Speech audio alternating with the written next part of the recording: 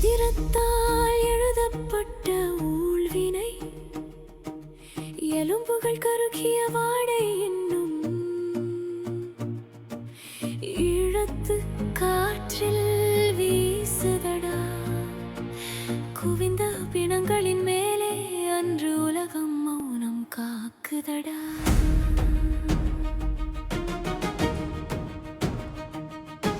வடக்கின் யாழ் நூலகம் எரிந்த போது எம் அறிவு சுடர் அணையவில்லை.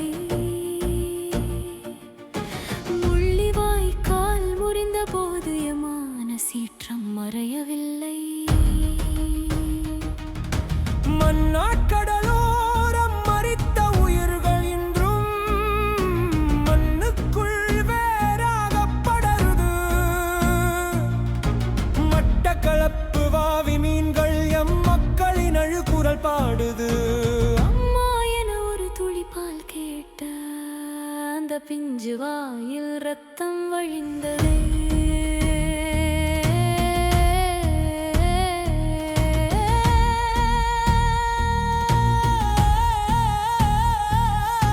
பெற்றவள் மடி தேடி ஓடிய பிள்ளை என்று பேரினவாத பேய்க்கு பலியானதே. வென்றது நீதி அல்ல, வெறும் வேடிக்கை பார்த்தவன் கொடுமை. தோற்றது தமிழன் அல்ல, அவன் தூய்மையான அறத்தின் வலிமை. எரிக்க எரிக்க நாங்கள் சாம்பல் அல்ல, எழுந்து வரும் தணல் விதைகள்.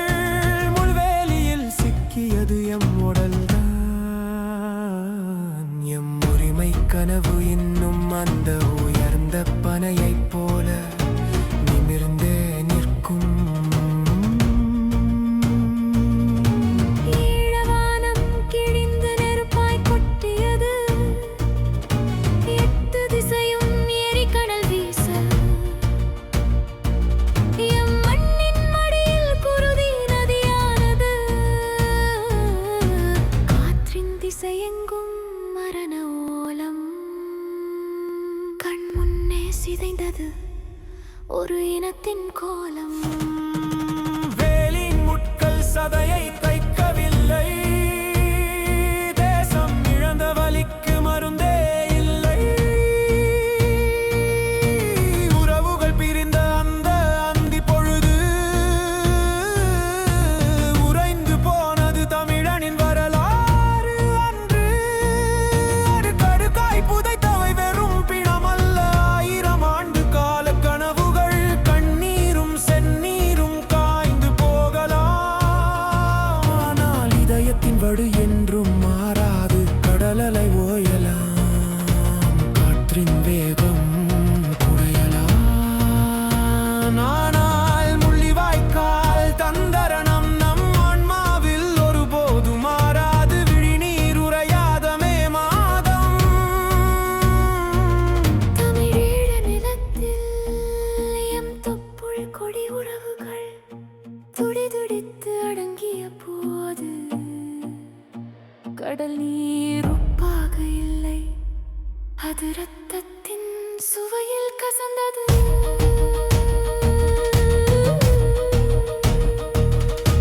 பசியால் அழுத பிள்ளையின் வாயில் பால் சொட்டுக்கு பதில் வெடிமருந்து வாடை வீசிய போது உலகம் உறங்கிக் கொண்டிருந்தது. நாம் உயிர் பிச்சை கேட்டு அழுது கொண்டிருந்தோம்.